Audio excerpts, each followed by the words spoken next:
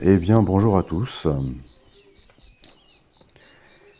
Voilà, c'est parti. La série des épisodes de Cap à Cap Madagascar 2025 vont être publiés sur la chaîne à partir de cette fin décembre 2025. Et là, je ne vous parle pas depuis le lac Itas que vous avez sous les yeux, mais dans mon bureau, parce que j'ai chopé la crève et que et ben voilà, je vais pas vous la passer ou l'aggraver encore.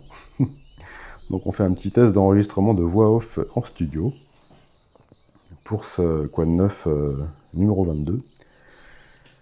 Alors le cap à cap, eh bien à partir de normalement le 21 décembre, ça commencera à être publié avec un départ donc du Cap Sainte-Marie, objectif Cap d'Ambre à Diego Suarez au nord. On partira donc de Lavanoune en Andjouille pour rejoindre la capitale de la région, de la province d'Ansiranan. Alors, dans les dernières vidéos, eh bien, nous avons eu les routes Tana 43, 44 et 45. Le premier, c'était en fait le troisième épisode que j'ai retourné d'une manière un peu différente, j'espère améliorée. Ça fait partie d'une série de ces premiers épisodes qui ont 1 an et demi que j'ai refait avec un meilleur matos. Et donc on partait d'Ivat, on passait même devant le commencement de l'autoroute AR1 jusqu'en centre-ville. Dans l'épisode 44, on partait du lac Anous jusqu'à Imersiatousk, c'est donc la grande banlieue de l'ouest tananarivien. Et puis dans l'épisode 45, j'ai remis une couche de Tana by Night, où cette fois-ci, je vous ai proposé des adresses de restaurants chinois. Et oui, chinois, pas malgaches, mais on fera des restaurants malgaches une prochaine fois. Dans Tana. Alors dans les commentaires, eh bien, nous parlions sur la route RN1 d'Ampef d'Arivounimam, et effectivement, ce qu'on voit, la grande parabole à l'abandon qui est pointée vers le ciel, eh bien, c'est une parabole de la NASA, a priori. Et cet aéroport était avant l'aéroport d'Ivat, l'aéroport civil international de Tananarive. J'ai eu beaucoup de réponses aussi sur le terme Talatamat lorsqu'on s'est promené, je crois, dans l'épisode 42 vers Ivat. Talatamat, pourquoi mardi mort? Et on a pas mal de propositions. Il y a effectivement cette idée que le mardi est un peu un jour, pas fade, mais où on évite de faire des choses importantes sur les hautes terres. Donc ça pourrait venir de là. Et puis il y a des gens qui m'ont donné des idées de parcours aux alentours d'Imersiatousk, donc ça c'est sympa. Je vais regarder ça de plus près, mais je pense que ça pourrait m'être utile.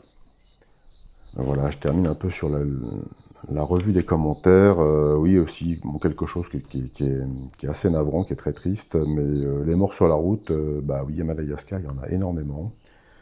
Moi, les chiffres que j'ai, c'est 7500 par an.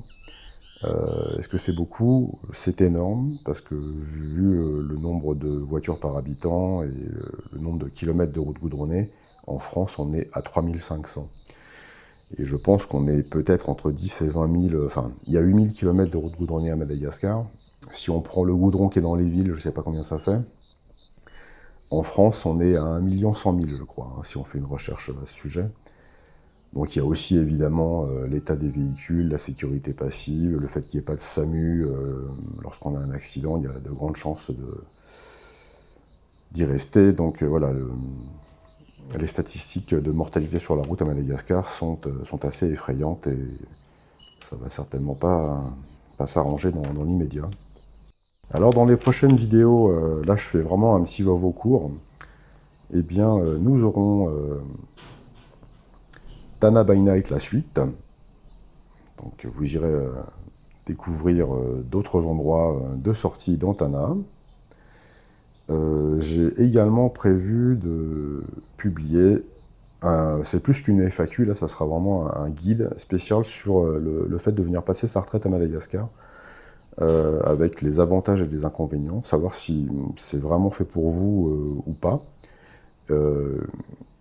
Ensuite, je vais parler des lieux géographiques où on peut s'installer, et c'est une vidéo où je sors un peu de ma réserve habituelle, c'est-à-dire que je vais donner un avis personnel, peut-être un peu tranché, qui va changer du ton que j'ai en général, sur eh bien, le fait de venir en tant que retraité, notamment ici de France à Madagascar. Voilà, c'est tout pour aujourd'hui. C'était une petite vidéo rapide. Je vous rappelle qu'il y a la cartographie Google Maps dans la description de la chaîne pour retrouver les vidéos localisées. Également le site humanum.fr pour ce qui est des carnets de voyage liés à chaque parution de vidéo. Je vous invite à mettre un like, à vous abonner et à partager la vidéo, bien évidemment, si cela vous plaît. Et pour les contributeurs, vu que c'est bientôt Noël, eh bien Tipeee, Patreon ou aussi membres YouTube. Je termine pour cette vidéo avec une petite question. Je suis sur le point de vous souhaiter de bonnes fêtes de fin d'année à toutes et à tous. Eh bien, quel sera le cadeau de Noël de Madagascar 261? Et petit indice, Jean-Marc de Randoré de Madagascar est en coup.